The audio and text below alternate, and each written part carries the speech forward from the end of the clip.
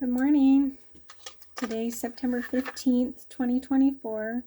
We're continuing on in Job 25, verse 1. And I will be honest with you, as I was with Elaine. Hello, Elaine. I really setting out to read Job. I didn't know how much I would really like it. I knew about Job, I've read it before, and I kind of found it to be not so fun reading, but I'm finding it really pretty cool, pretty interesting. So anyway, we only have a couple days left in Job before we move on. All right, so we're in Job 25, verse 1, and it's Bildad speaking. Then Bildad the Shuhite replied, "Dominion and awe belong to God. He establishes order in the heights of heaven. Can his forces be numbered? Upon whom does his light not rise? How then can a man be righteous before God? How can one born of woman be pure? If even the moon is not bright and the stars are not pure in his eyes, how much less man, who is but a maggot, a son of man who is only a worm?" And Job replied, "How you have helped the powerless. How you have saved the arm that is feeble. What advice you have offered to one without wisdom, and what great insight you have displayed. Who has helped you utter these words, and whose spirit spoke from your mouth? The dead are in deep anguish, those beneath the waters and all that live in them. Death is naked before God. Destruction lies uncovered. He spreads out the northern skies over empty space. He suspends the earth over nothing. He wraps up the waters in his clouds, yet the clouds do not burst under their weight. He covers the face of the full moon, spreading his clouds over it. He marks out the horizon on the face of the waters for a boundary between light and darkness. The pillars of the heavens quake, aghast at his rebuke. By his power he churned up the sea. By his wisdom he cut Rahab to pieces. By his breath the skies became fair. His hand pierced the gliding serpent, and these are but the outer fringe of his works. How faint the whisper we hear of him! Who then can understand the thunder of his power?" And Job continued his discourse. "As surely as God lives, who has denied me justice, the Almighty, who has made me taste bitterness of soul, as long as I have life within me, the breath of God in my nostrils, my lips will not speak wickedness, and my tongue will utter no deceit. I will never admit you are in the right. Till I die, I will not deny my integrity. I will maintain my righteousness and never let go of it. My conscience will not reproach me as long as I live. May my enemies be like the wicked, my adversaries like the unjust. For what hope is the godless when he is cut off, when God takes away his life? Does God listen to his cry when distress comes upon him? Will he find delight in the Almighty? Will he call upon God at all times? I will teach you about the power of God. The ways of the Almighty I will not conceal. You have all seen this yourselves. Why then this meaningless talk? Here is the fate God allots to the wicked. The heritage a ruthless man receives from the Almighty. However many his children, their fate is the sword. His offspring will never have enough to eat. The plague will bury those who survive him, and their widows will not weep for them. Though he heaps up silver like dust and clothes like piles of clay, what he lays up the righteous will wear, and the innocent will divide his silver. The house he builds is like a moth's cocoon, like a hut made by a watchman. He lies down wealthy, but will do so no more. When he opens his eyes, all is gone. Terrors overtake him like a flood. A tempest snatches him away in the night. The east wind carries him off and he is gone. It sweeps him out of his place. It hurls itself against him without mercy, and he flees headlong from its power. It claps his hands in derision and hisses him out of his place. There is a mine for silver and a place where gold is refined. Iron is taken from the earth, and copper is smelted from ore. Man puts an end to the darkness. He searches the farthest recesses for ore in the blackest darkness. Far from where people dwell, he cuts a shaft. In places forgotten by the foot of man. Far from men he dangles and sways. The earth from which food comes is transformed below as by fire. Sapphires come from its rocks, and its dust contains nuggets of gold. No prey of bird knows that hidden path. No falcon's eye has seen it. Proud beasts do not set foot on it, and no lion prowls there. Man's hand assaults the flinty rock, and lays bare the roots of the mountains. He tunnels through the rock. His eyes see all its treasures. He searches the sources of the rivers and brings hidden things to light. But where can wisdom be found? Where does understanding dwell? Man does not comprehend its worth. It cannot be found in the land of the living. The deep says it is not in me. The sea says it is not with me. It cannot be bought with the finest gold, nor can its price be weighed in silver. It cannot be bought with the gold of Ophir, with precious onyx or sapphires. Neither gold nor crystal can compare with it, nor can it be had for jewels of gold. Coral and jasper are not worthy of mention. The price of wisdom is beyond rubies. The topaz of Cush cannot compare with it.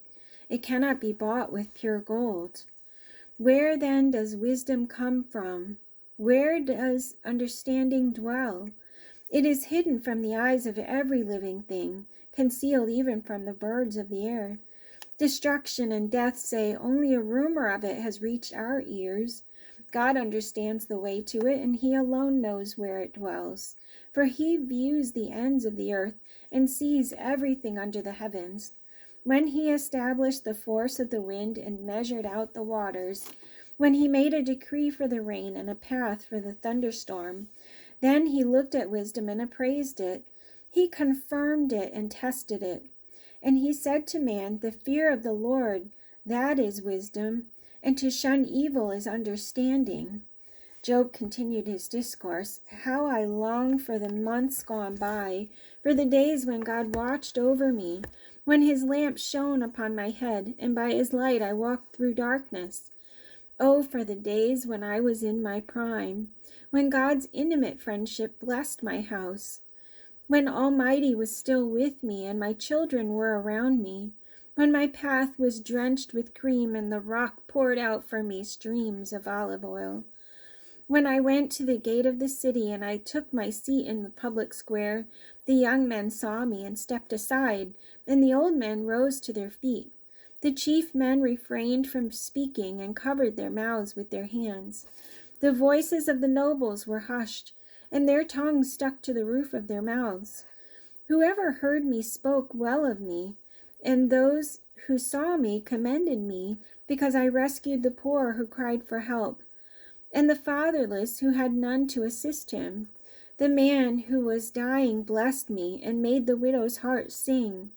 I put on righteousness as my clothing. Justice was my robe and my turban. I was eyes to the blind and feet to the lame. I was a father to the needy.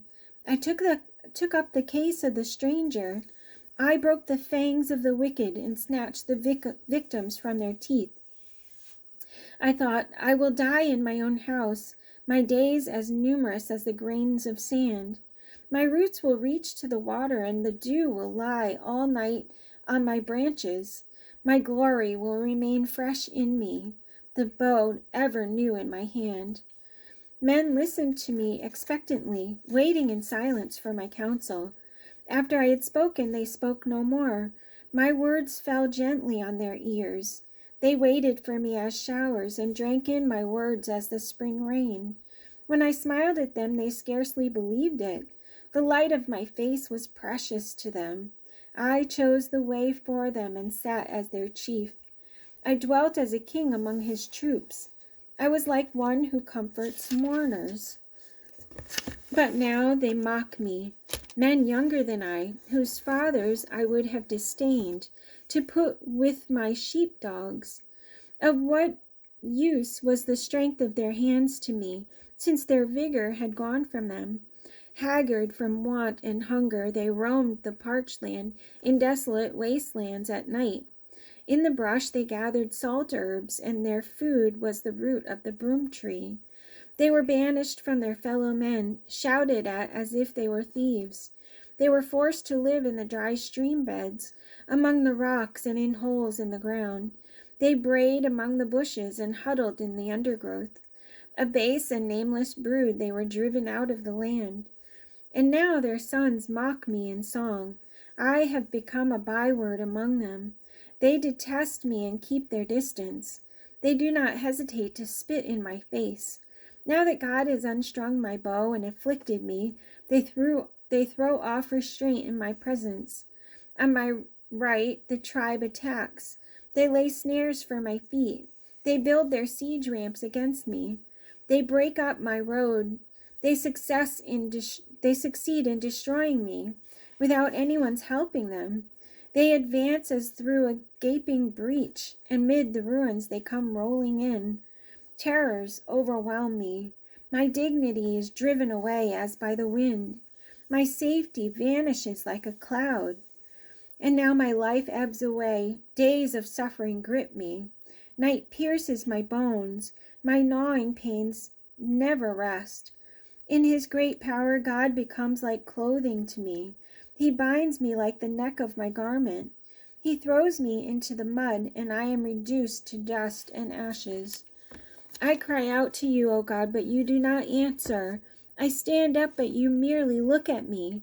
You turn on me ruthlessly. With the might of your hand you attack me. You snatch me up and drive me before the wind. You toss me about in the storm. I know you will bring me down to death, to the place appointed for all the living. Surely no one lays a hand on a broken man when he cries for help in his distress. Have I not wept for those in trouble? Has not my soul grieved for the poor? Yet when I hoped for good, evil came. When I looked for light, then came darkness. The churning inside me never stops. Days of suffering confront me. I go about blackened, but not by the sun. I stand up in the assembly and cry for help. I have become a brother of jackals, a companion of owls. My skin grows black and peels. My body burns with fever.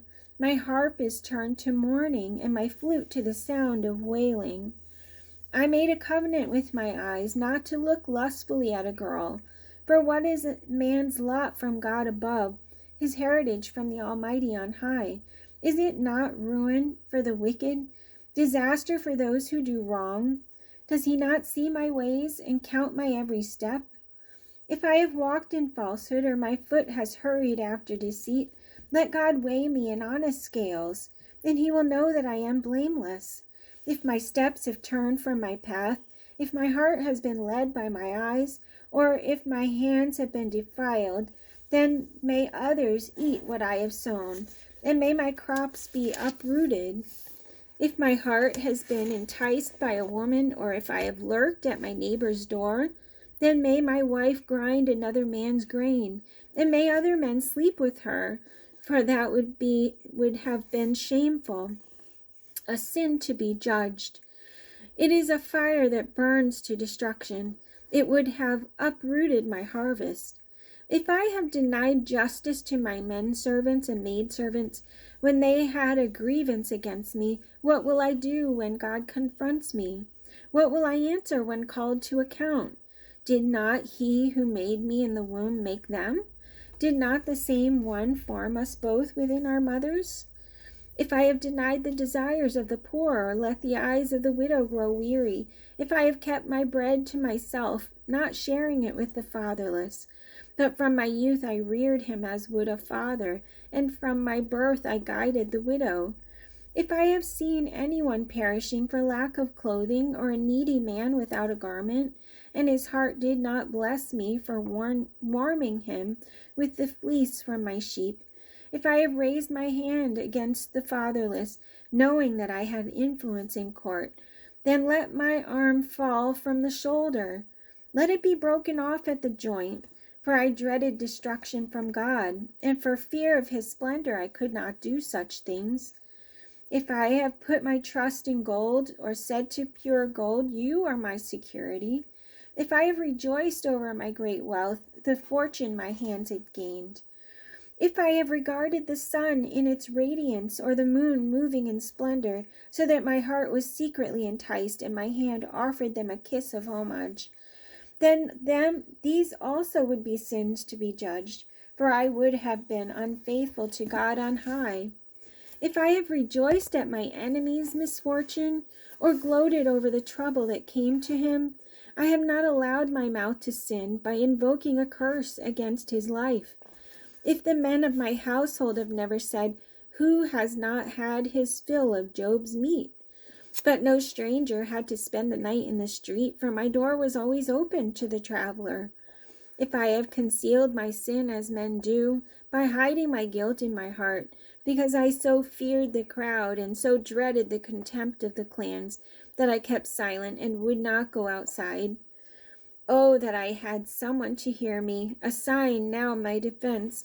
Let the Almighty answer me. Let my accuser put his indictment in writing. Surely I would swear it on my shoulder. I would put it on like a crown. I would give him an account of my every step. Like a prince I would approach him.